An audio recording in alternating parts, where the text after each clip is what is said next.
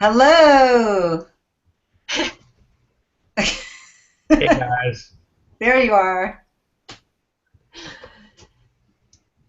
go ahead, Kinsey. Oh, You're we're on. on. Hi. We were waiting for the moment. But hello, everybody. Thank you for joining us tonight for our weekly video chat with the Paleo Plan nutritionists. My name is Kinsey, And I'm Sally. And and I'm Chuck.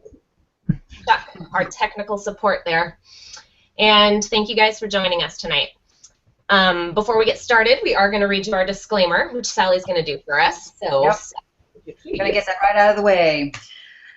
Okay, Kinsey and I are nutritionists. We are not physicians, and the scope of this discussion tonight is not intended as diagnosis or treatment of specific illness or conditions. If you have an ailment or illness that may require medical attention, then you are encouraged to consult with a licensed physician without delay. The sole purpose of tonight's discussion is to broaden your knowledge of paleo diet principles and motivate you to assume more personal responsibility for your health by adopting a healthy attitude, lifestyle, and diet. And there you have it. thank you, Sally. Yeah, let's talk food and nutrition and cookware. Awesome. Hey, did my video go away? Because I can't see it anymore. Nope, like- you're good. It's like I'm in the dark. Okay. Well, last week we had some technical problems, and the really cool part of our talk, where we're just getting going about our favorite cookware and tools that help us save time in the kitchen, which went along with our talk, our conversation of talk last time, which was time-saving tools. So we wanted to revisit the topic of cookware. Basically just saying what our favorite cookware is and how we use it. So I'll start it off with my absolute favorite, which is my Cuisinart food processor. And it's a specific one that I will be linking to next week, but I'll share it in the group as well. It got rated #1 in the Cook's Illustrated magazine, and I found that out after I bought it, so I felt really cool. But a food processor is basically like a blender that's more, shaped like that. And you can blend with it, you can shred stuff with it, you can chop. It just makes everything a lot faster. I do a lot of my baked goods with the food processor. Like, instead of mixing stuff by hand, I just throw it all in the food processor. So if you don't have a food processor, it's definitely something I think you should invest in for paleo, because it is such a huge time saver. And time is money. Sally, Yeah. what's one of your favorite tools? Well, first I just want to say about the food processor, I think it's kind of essential, like you're saying. And that said, I do not have one. And I've never had one. I know. I'm not sure what my problem is, but I still am chopping everything. And I use a blender, and I've just always done it. So, and because I've always done it, I haven't taken that plunge. But a food processor it's the #1 thing on my list for the kitchen. It just definitely is. So I'll let y'all know when that happens. Well, the reason I like my blender is because it's glass. So Yeah. sometimes, like if I'm blending something hot, like a soup I just made, and I don't want to put it in plastic, I'll use my blender. Yeah. And I know that like most food processors are plastic, so there is that consideration. And the one I have is BPA free. Mhm. But the reason I like it and that I think the food processor is essential versus the blender is because of the shape. Because like a blender is really tall, so in order to get a thorough mixing, like it's more difficult and you have to keep stirring it versus like the more like squat shape of the food processor. It just does a better job and it's quicker, and I think you get a more thorough blend. And plus, I don't think you could do things like baked goods in the blender. So No, you can make really great soups. But Yeah. and I actually do mix up batter. Like I do have a Vitamix. I do love the Vitamix. I depend on it like crazy. But it's not a good chopper. Like I tried to chop something yesterday, ended up just taking it out and chopping it by hand. And it is plastic. I believe it's BPA free, but I'm not sure what else is in the plastic. So I mean that is a concern. I don't tend to do hot soups in it, but So yeah, it's definitely not perfect, but it is great for really pulverizing things. It most surely is. Yeah. is your Vitamix glass? No. Because I know some, like, originally when they were making them, I think they came out with a glass line, and then they went to being plastic, so it's tough. A lot of stuff, there's just a lot of plastic in this world, and that's sort of the point, really, of this conversation, is to say, like, if you're trying to be super pure on paleo and you're like avoiding all, you know, you do what you can and we do the best that we can, but I certainly don't avoid using certain cookware tools or even Tupperware at times, you know, because it's plastic. And Right. Right. And how do you feel about crock pots? Crock pots, I absolutely love my crock pot. I love the whole hands-off aspect of it. You program it and you walk away and food cooks itself. And you don't, you know, like you can stir it once in a while. Right. I think that's awesome. And I know they're made out of ceramic generally, which is not a terrible. But I know you have some feelings about crock pots, Sally. Well, I love crock pots, and I used to have two, but then I noticed a crack in one of them, and that's not a good thing. Everyone who's listening, inspect your crock pot, and if it has a crack, you probably shouldn't use it anymore, or you might want to use a liner. Of course, the liner's plastic, so you have to make a personal decision on that. But lead can leach out of your ceramic if it's cracked, and perhaps other heavy metals. So I had to throw one away because it was cracked. But I'm probably going to get another one because I really like having two. Because very often if I get in a cooking mood or if I plan to do some batch cooking, I want two to go. We really should have had this discussion before Christmas. You're just giving all kinds of great Christmas gift ideas for you. Yeah, darn it. Oh, Valentine's Day. Yes, right. You know someone loves you if they give you a crock pot. So crock pots are okay, but vacuum cleaners not? Exactly. All right. You suck. I don't know. It's the whole "you suck" connotation. Moving on.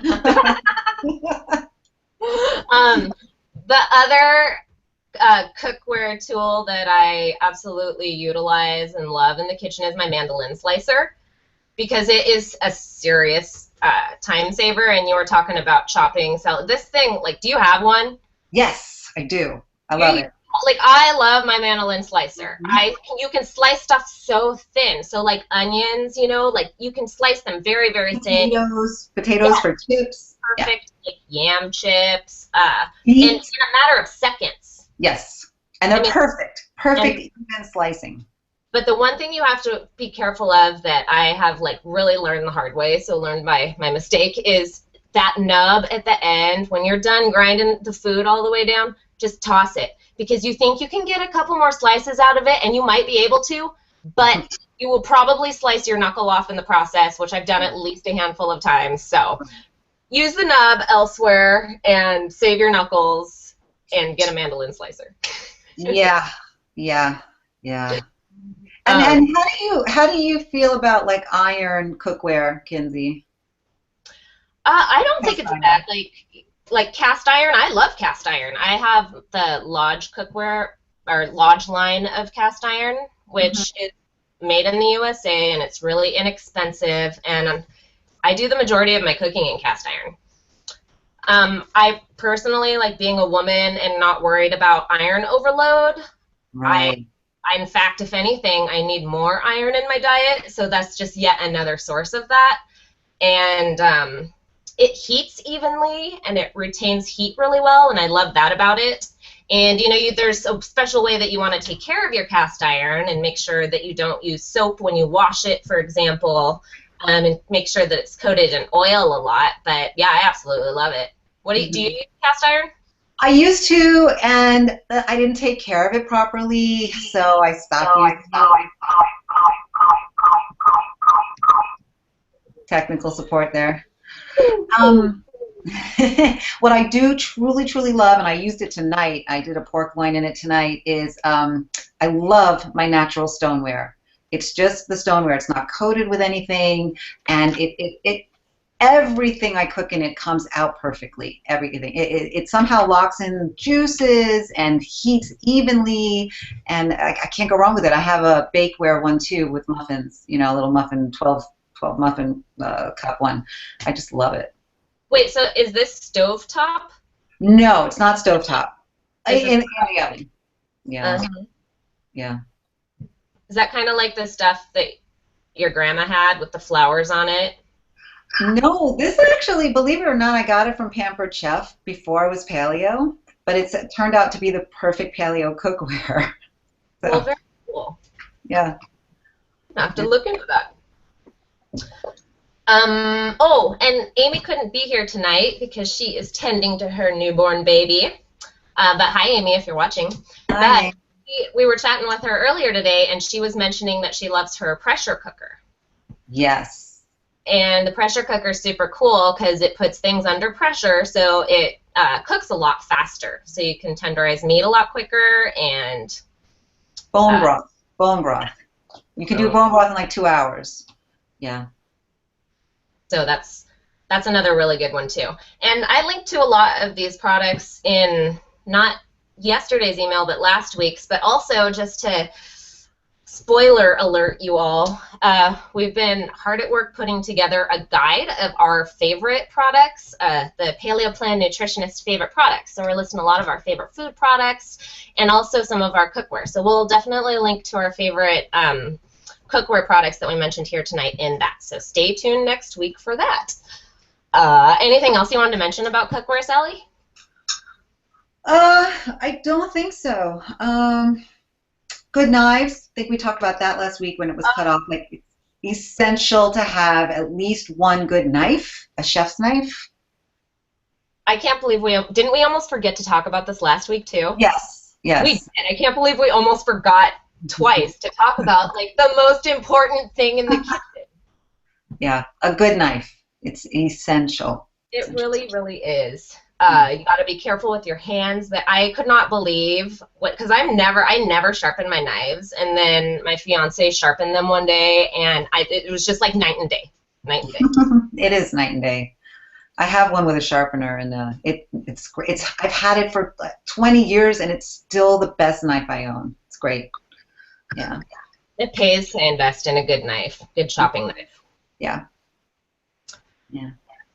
Well, okay, so moving right along, you guys are 3 weeks into your Paleo Challenge, and seriously, congratulations, people. I know Sally and I were talking about this earlier today, but we are so proud of each and every one of you. You guys are inspiring, and you're inspiring one another and supporting one another on the group, and it's just so cool to be a part of this process with you all. So keep up the great work, and it's week 3. And you maybe are feeling awesome. I know some of you said that you are already feeling like the paleo glow, and maybe some of you are still feeling kind of poopy. We just wanted to like make mention again of the dreaded detox. There's a blog on our website called The Dreaded Detox that you should read if you haven't and you're feeling kind of poopy. But basically, the gist of it is that it can take days, it can take weeks, it can take around a month or more for people to get past that hump.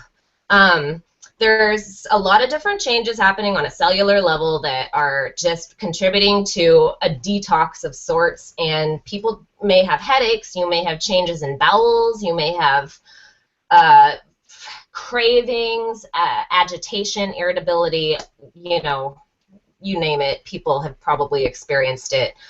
You can Google Herxheimer reaction, and it talks about how you're having a massive die-off also. If you've reduced the amount of carbohydrates that you're eating, it's kind of gross to think about, but all the critters that are supported by those sugars, like bacteria and yeast that live in your intestinal system, if you suddenly are starving them by eating less carbohydrates, they're going to die off at some point, and that tends to be around the 3-week point. And some people have such a strong reaction, and this happens too when you take antibiotics sometimes. It's called the Herxheimer reaction. I don't know if I'm pronouncing that correctly. You are. Really nice. But yeah, it can just make you feel really horrible, and you're purging. So definitely feel free to comment. There is, feel free to talk about your poop on the Facebook wall is what I'm getting at. I don't know how to say that tactfully. But it is a process. Hang in there. In general, it's like the 3 to 4 week period that things tend to kind of even out, become more even keel, and people start to feel better. Sorry, I rambled a lot there, but did you have anything to add on to that, Sally? Yeah, if you've gone really low carb, because sometimes you feel like more is better, or you get really excited about what you're doing. Not only can being really low carb be uncomfortable and leave you lacking in energy, especially if you're trying to get into ketosis or something, back to the yeast. Yeast actually love ketones. They actually have more of an affinity for ketones than carbohydrate, than glucose. So if you're trying to get rid of extra yeast in your system, you don't want to go too low carb. The key is finding that balance. And when you find that balance, you'll start to feel better.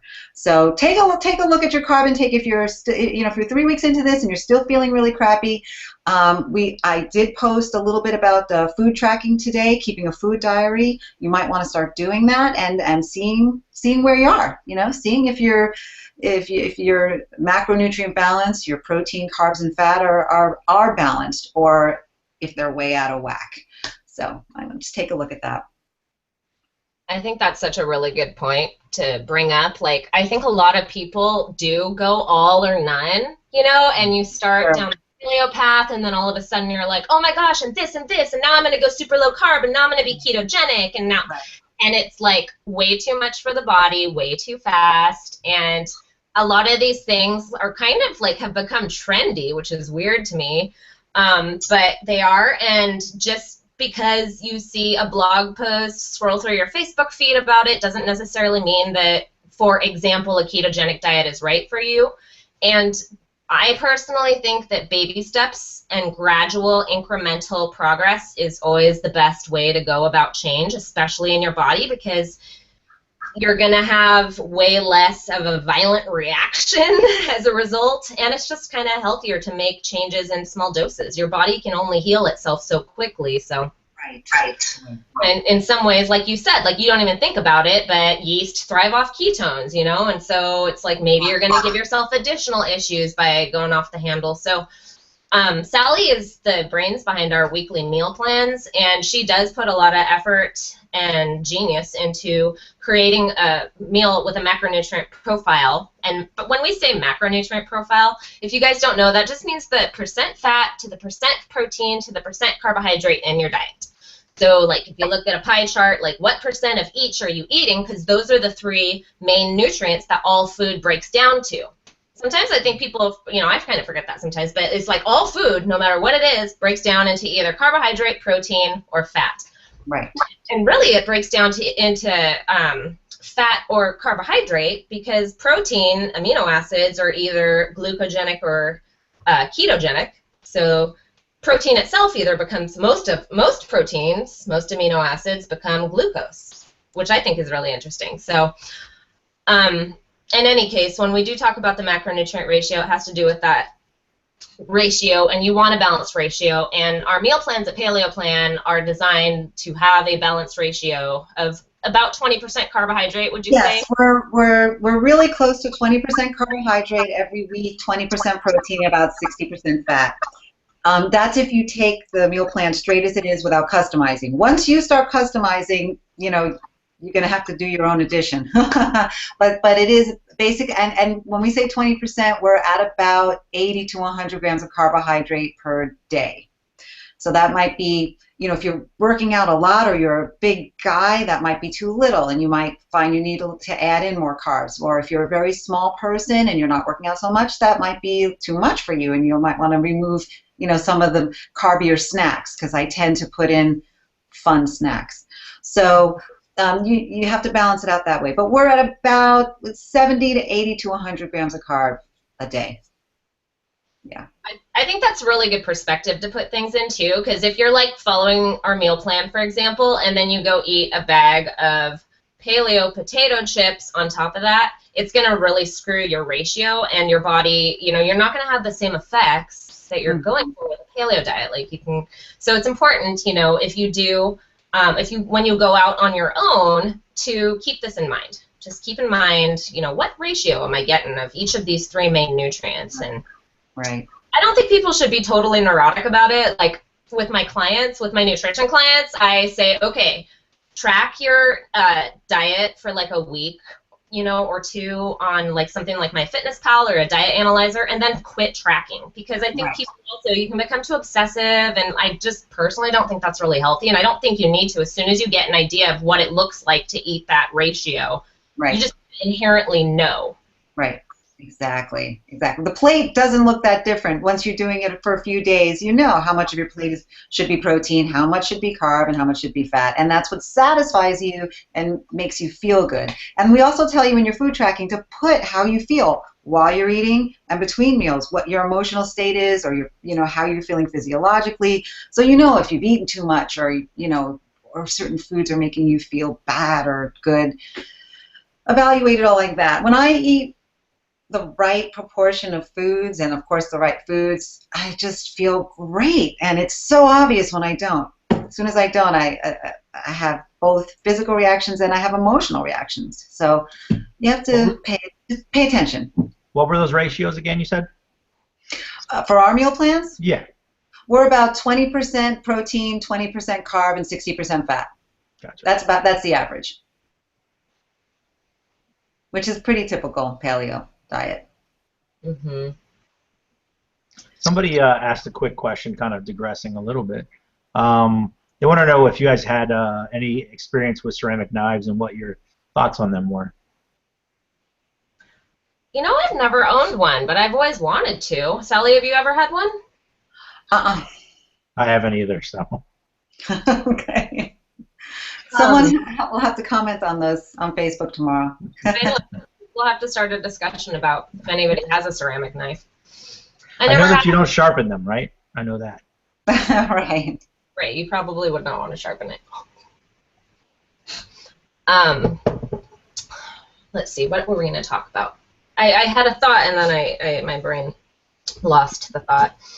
Sorry, it was my fault. Oh, no, here's what I was going to say, which is kind of foreshadowing to next week, but also is like right in line with what you're saying, Sally, about tracking your food, which is like, why would you even want to track your food? And for me, like just the other day, I ran across some journals that I kept when I first went paleo, and I was like writing down everything I was eating, and they have really cool journals for this, like called Health Minders, that I was writing down what I was eating, and then what time I ate it, and then what time I would have various symptoms, like digestive, but more than digestive, like if my heart was racing, because that's a common symptom of a food intolerance, is if it makes your heart beat faster, or I felt like sweaty or whatever. And basically that you're setting yourself up by doing that to perform what's called an elimination provocation challenge, and we're going to talk about that next week. But basically it is the best way to identify a food allergy. So by doing this paleo challenge, you're really setting yourself up well to do this elimination provocation challenge to determine if you actually have any hidden food intolerance. And the one thing I hear like all the time, I'm sure you do too, Sally, is people say, oh, I'm not allergic to XYZ because it doesn't hurt my stomach. I don't get any digestive symptoms. And the reality is that digestive symptoms are on the low end of the totem pole of as far as reactions that people experience from food. That really, your biggest problems are the ones you don't know you have, right? Right. And it's like you can be reacting to a food and you may or may not have any digestive symptoms. Right. Even the most aware people benefit from just tracking their diet for a while and performing one of these elimination provocation challenges, which is what I was getting at, is our paleo challenge has set you up perfectly for that.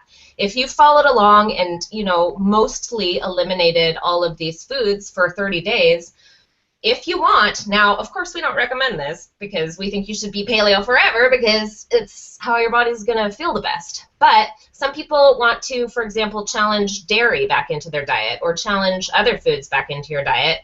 And by eliminating this food and then challenging it back in, you're going to get a good sense of whether or not you actually tolerate it or not. So what we're doing here by having you track your food is to set you up for understanding that a symptom from eating food might happen immediately, it might happen hours later, or it might happen a day or 2 days later.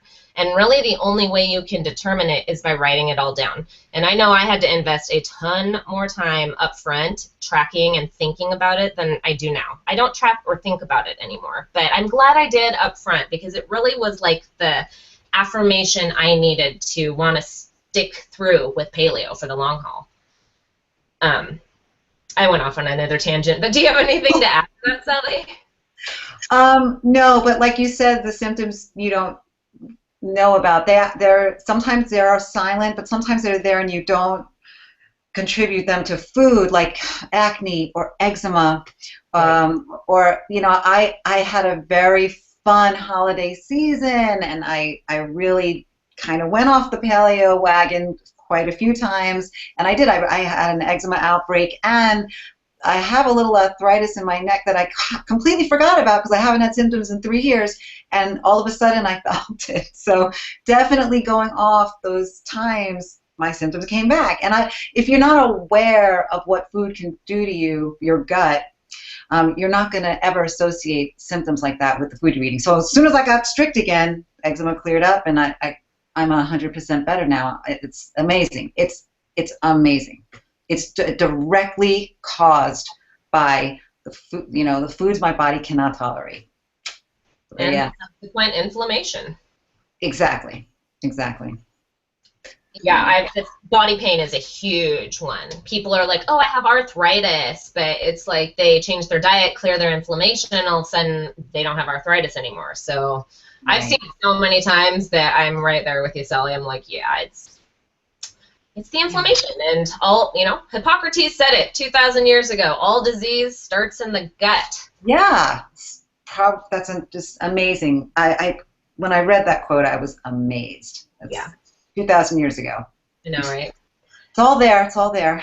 Yeah, it takes us Yes, a we while to figure things out. Okay, well, let's move along and talk about something that also might be coming up for you guys at this point in your paleo journey, which is when you start to feel super amazing, you get filled with this enthusiasm that can actually almost be obnoxious to people because you're like, oh my gosh, I feel so great. I'm paleo. I've lost all this weight. I feel so good. Look at me.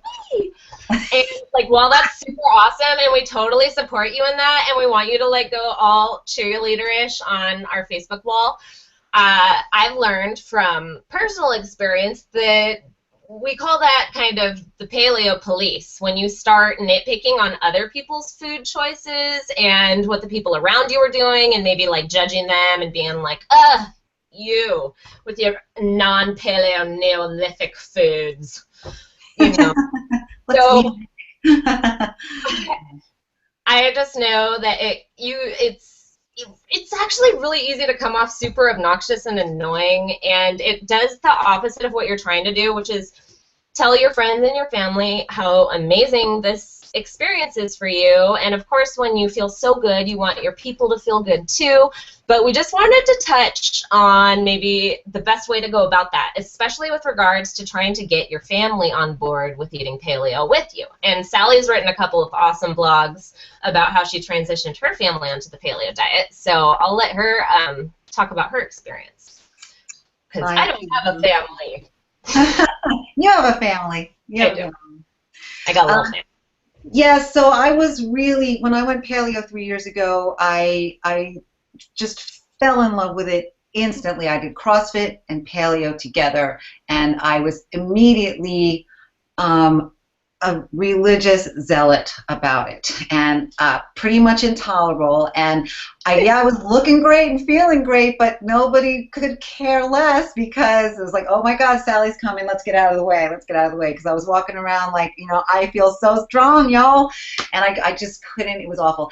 And I was certain that it was the absolute best thing for everyone I knew. And I transitioned my family autocratically and instantly overnight. I didn't discuss it with anybody because I do the shopping and the cooking anyway. I just went and did it. I didn't ask people what they liked, what they didn't like. I just started cooking what I liked.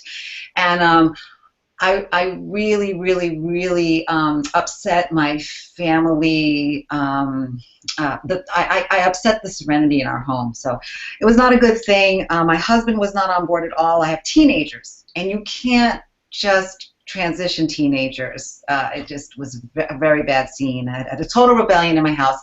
So anyway, in my blog, I talk about different types of transitions. You can do a speedy transition, a slow transition, and a super slow transition. And I'll just say very shortly, the speedy transition is great if both the husband and wife are on board and you have very little children and they have no idea what they're eating anyway. You can purge your pantry in one night, go paleo, kids have no idea. You know, cook them good food, they'll just eat whatever.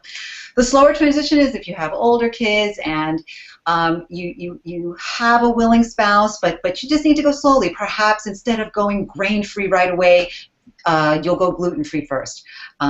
Instead of completely switching over to paleo foods, you transition more slowly. Go from peanut butter to sun butter.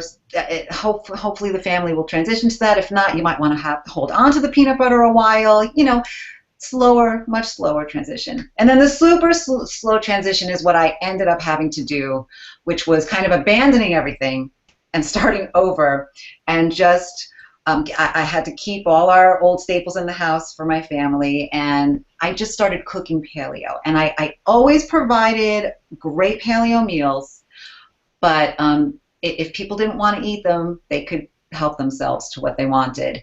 And slowly people came on board. My husband is really, really close to fully paleo now. He is we had this discussion on Facebook. He is half Korean and he does love rice, and that was the hardest thing for him to give up. And a lot of paleo people keep rice in their diet because it's an easily digestible grain, but it is very pleasant. Yeah, if you're trying to watch your weight, you have to watch the amount of rice you're eating. So he did to all the Asian spouse, you know, people with Asian spouses out there who are like, well, I can't give up rice, you know. It took my husband 3 years, but he's given it up pretty much. And my kids are coming along too, especially my daughter, because she's very concerned with her nutrition and what she wants to eat. So what I do is just be the kindest, most patient role model now, not autocratic at all, and just set a good example. Lead by, Kinsey and I were talking earlier, lead by example. And tiny steps are fine. Every tiny step you take your loved ones, your friends, your family towards paleo is a win. It's an achievement. So, but kindness and patience and understanding that not everyone feels like you do is a very important consideration to take. So did your family have like an intervention when all this began? Oh, yes, they wanted to have an intervention. Also because I was so successful at paleo, I lost so much weight so quickly that I actually lost too much weight and I had to gain some weight back. I was really off the deep end. But it ended up being a good thing. And but wow, yeah, wow. And now I'm a paleo dietitian, so that's what happened. But yeah, it was really my husband talked about it with my friends. We need to have an intervention. You were joking, but it was real. No, I wasn't joking because it sounded like when you were describing it, like that they were gonna like. No, everyone was concerned about me. Yeah. But I got it together. You see it a lot with CrossFitters. You know, like on Facebook, there's all these fun memes that go out there that make fun of how enthusiastic they all are. We all are. They all are.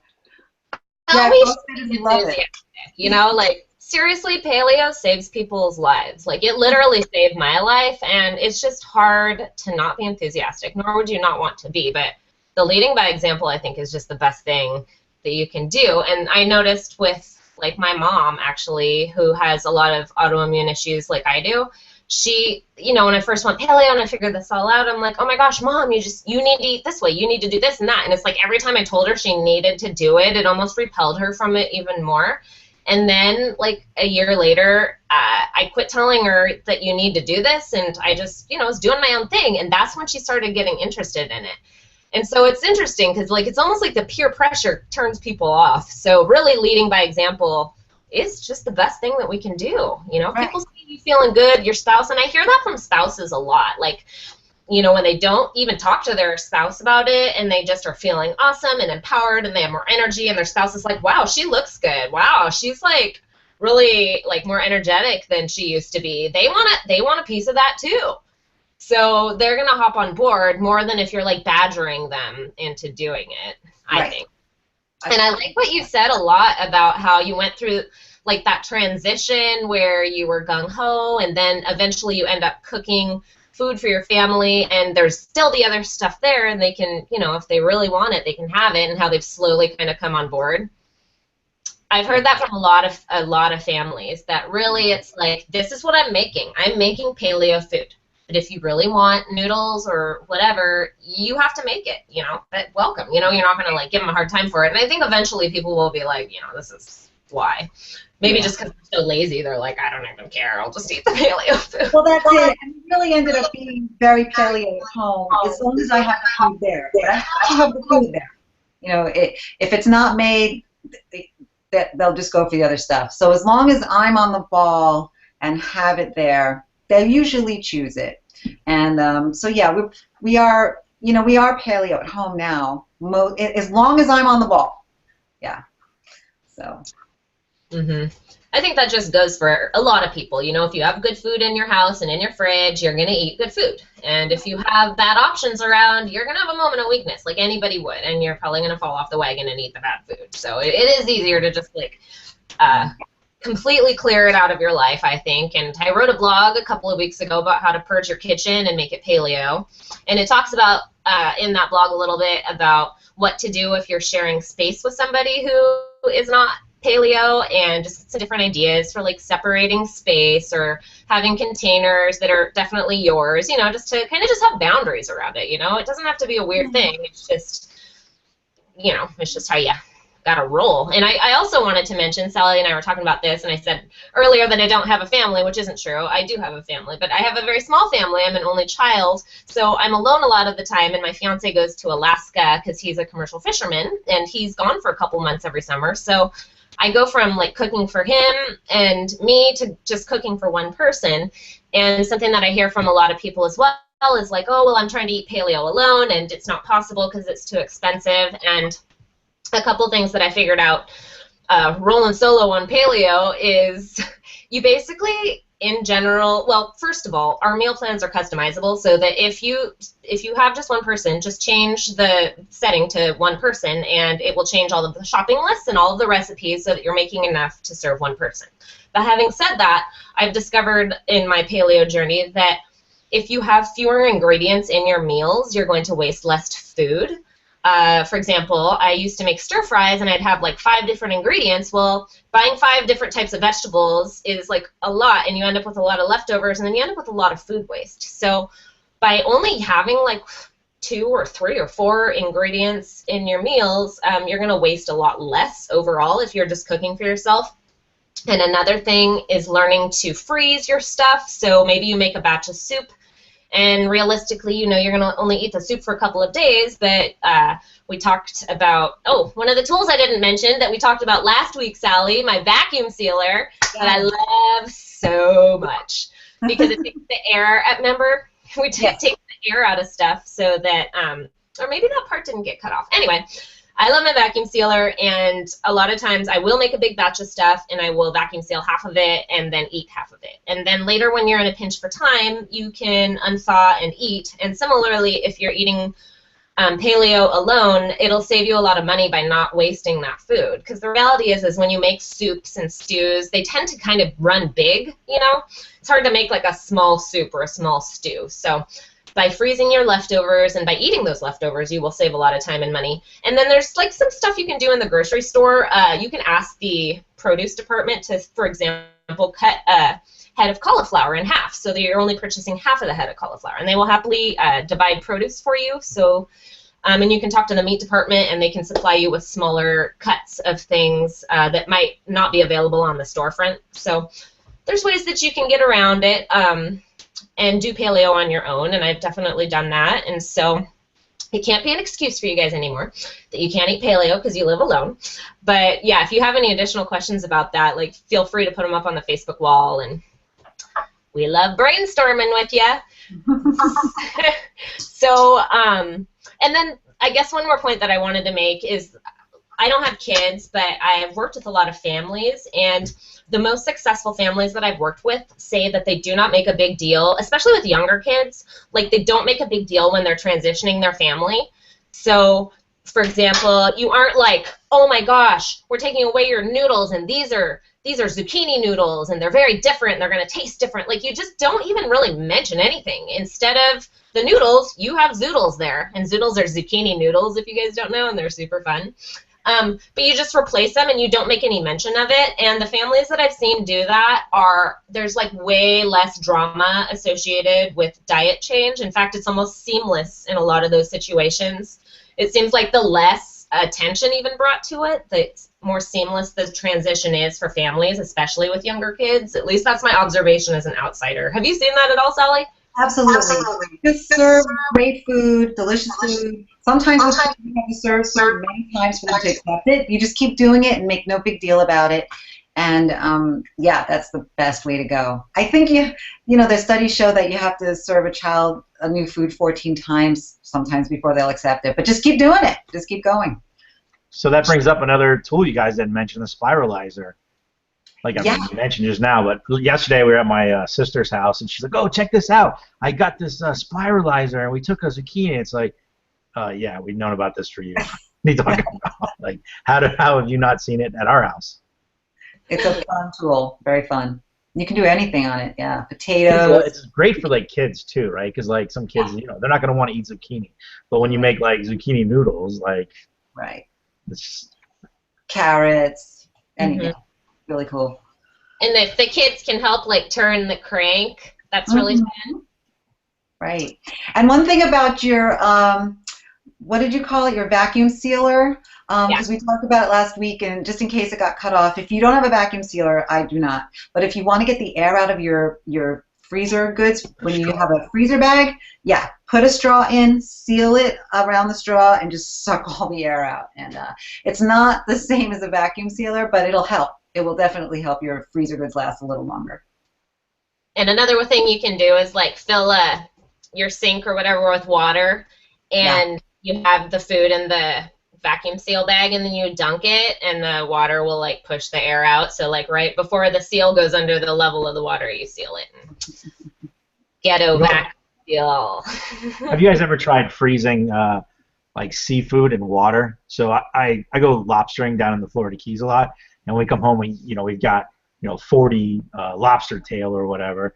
It's like obviously we're not going to be able to eat those right away, so we take like Tupperware, we put water in, and then we submerge the lobster tails in there and freeze them, and that way they're not, there's no air touching them, and they'll actually last a lot longer. Because with the Florida lobsters, they're spiny, so when I try vacuum sealing them, it breaks through it every time, and it's just like, it takes like 5 tries to get one to seal. So it's like I've learned that you just like submerge it in water and freeze it, and it lasts.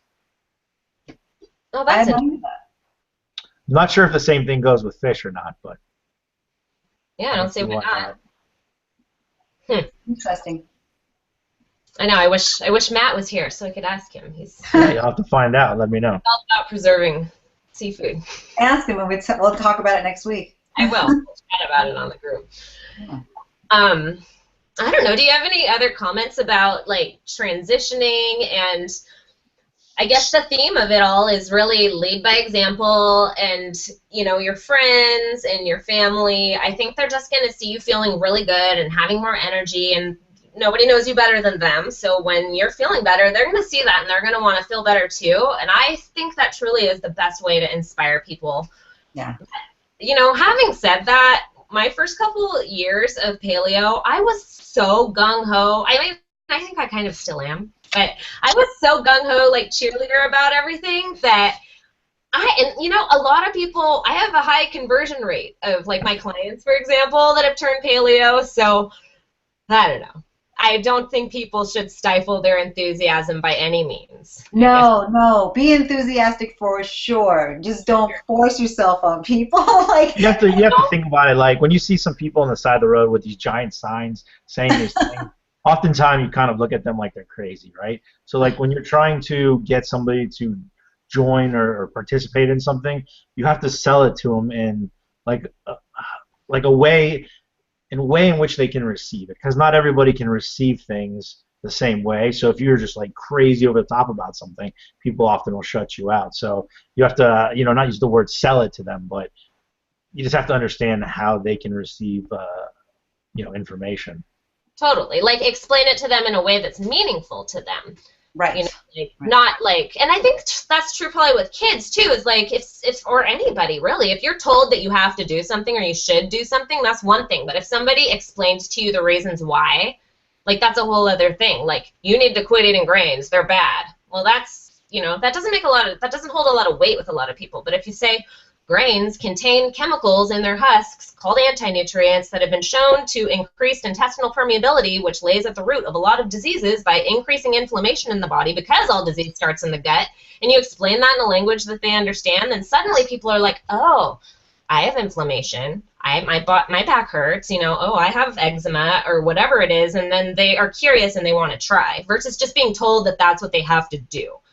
So, Or yeah. just telling them your experience, like, hey, you know, I had this disease and that disease, and I was dying, and I went paleo, and I cut out all these inflammatory foods, and look at me now. Yeah. So, yeah. Well, it's easier for me in that respect, because a lot of, like, people that have really tried to, like, get down my throat, because some people, like, want to argue with you about it, like, about your diet. Like, they straight up want to just, like, argue. And I'm like, here's the deal. I was bald and crippled before this. Bald and crippled. I'm not bald and crippled now. It's like such a no-brainer for me. But not everybody has that, like, potent experience. But it doesn't really matter, you know? If you feel better and you know you feel better doing something, that's all that matters. And if people can't respect that, then, you know, some people are just not worth your time or energy. And we'll leave that at that. Yeah, we'll leave that there.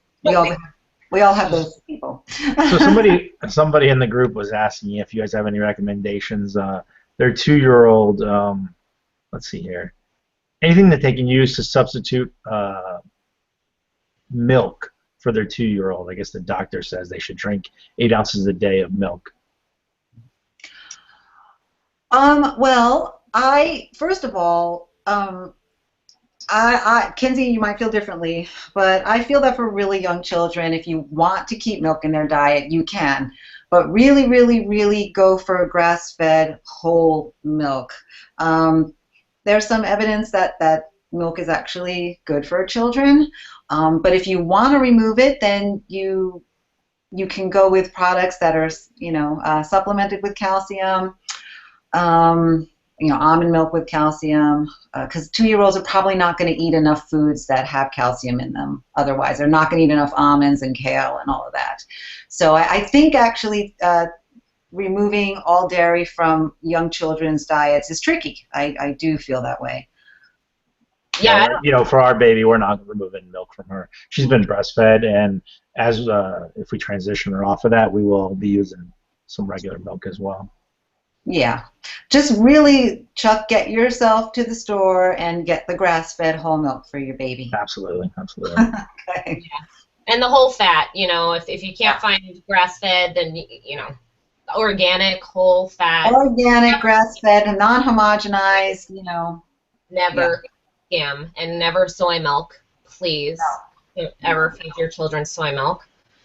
And I would just like to add to what you said, Sally, is that if you do choose to not have dairy in your child's diet, just please don't get stuck feeding them one thing like almond milk over and over, because any one thing in abundance is going to cause issues, and you don't want your kid to become allergic to almonds, for example. So it's really important that you rotate the type of milk in their diet. Having said that, kids, like Sally said, they are more able to tolerate dairy, and that's largely because the production of the enzyme that digests the sugars, the lactase enzyme, decreases with time. So kids have a lot more of the lactase enzyme that breaks down that lactose sugar that a lot of adults are unable to digest, which causes the symptoms of lactose intolerance. So, yeah, kids are, if there's anybody on the planet that should be consuming dairy, in my opinion, it's the children, really. And especially the high-fat, high-quality, ideally pasture, grass-fed sources of dairy. Mm-hmm. You always want to follow your doctor's recommendations. Of course. Of course. Yeah. Is there any other questions, Chuck? That was a really good question. Yeah. Nothing right this moment. Well, if you guys have any questions, please Type them in. Type them in. And We've got 10 minutes left. We've got 10 minutes, so. Oh, So absolutely. you haven't mentioned, you just wrote a post, yesterday about Vitacost and maybe saving some money through that. Oh, I know. If you guys haven't checked out my VitaCost post, you should because it's just like a VitaCost paleo bomb. There's so much stuff in that post, and I was actually really excited to write it because I love VitaCost. I should never mind. I was gonna say I should get a job with VitaCost, but I wouldn't do that.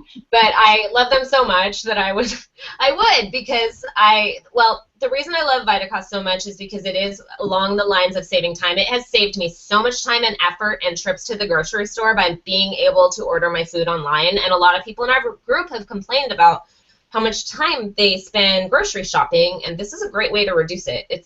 So I wrote this very informative blog post about how to shop Vitacost like a Paleo Pro, and it's on our blog this week, and also have linked to several Paleo products that are available. And the best part about Vitacost is that their prices are a lot cheaper than most stores that I've been to for certain health food products and most other places that you're going to find online. They have free shipping after $45, after $25 for some things. And they run a ton of sales, so if you sign up for their newsletter and keep tabs of what they're doing, and also we'll keep you posted on our newsletter through the Paleo Plan website that we send out Tuesday.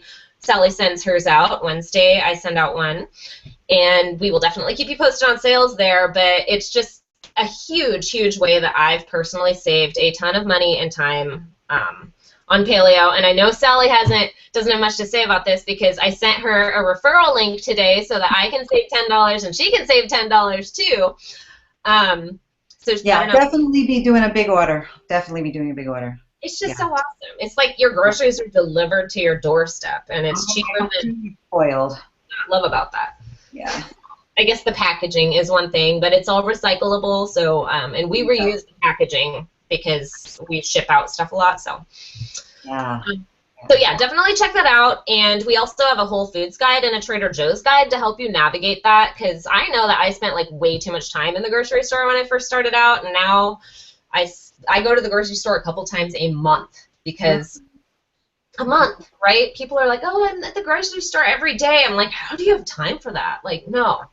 Let's go to the grocery store twice a month. Let's go to Costco every other month, and let's be done with it, you know? So that's how I save a ton of time. And tell people how to find the guides, because they can be a little hard to find on the website. Yeah, under the resource section of our website, if you click on that and it's go to more resources, I think, it will take you to our different various shopping guides for Whole Foods and Trader Joe's, and I'm working on updating some of those right now too, so keep checking back because they're going to get awesomer and awesomer. You could also just type, do a search in the little search box and just type in Whole Foods shopping guide or Trader Joe's shopping guide or anything that you're trying to look for and using that search feature. Yeah. But that resource tab is good. There's actually a lot in there. So if you're, looking around on the site, you should click on that. Every time I click on it, I'm like, oh, there's so much here. Oh, look at that. I know. That's so funny, Sally. Yeah, we've got a lot of hidden gems on our website. So if you ever have a question about something like, oh, is quinoa paleo, type in quinoa to the search bar of our website, and you'll see that we've written blogs about it, and we have resource posts on it, and there's a ton of information on there. So utilize the search bars because that's what they're there. Yeah. Well, just a foreshadow to next week, because it sounds like we're getting ready to wrap up. We really hope you guys can all be here next week because it's our last video chat, and we're going to try to rally the whole Paleo Plan crew together and sort of conclude things. But there's a lot to concluding the Paleo Challenge, like taking your measurements again, and we talked about the Elimination Provocation Challenge, and just some words of wisdom to how to keep going on after your 30-day challenge is officially over. So we're going to be chatting about that next week, and please feel free to come with any questions that you have, because we would love to answer any questions, but we will be keeping the group open. Everybody says something at the end of each challenge. They're like, oh, I'm so sad, and it's like, don't be sad. We're keeping the group open after the challenge is officially over, so you can keep having this conversation, keep it alive. But yeah, we hope you can join us next week because there'll be a lot of good information, and because it's just really fun dorking out with you guys on Thursday nights. There's nothing I'd rather be doing. Yeah, we're gonna miss the Thursday nights. That's what we're gonna miss. Yeah. Chatting Our with you. Tuesday nights together. Maybe we should keep doing this just for funsies. Yeah, maybe. All right, guys. Well, I think we'll sign off for tonight if nobody else is going to type in a chat question. I think we're good to go. All right. All right. Well, if you do have a question, See you on leave it, Facebook tomorrow. Bye. and we'll see you tomorrow. Yeah. Adios, Bye. amigos. Bye, Viva everybody. Paleo!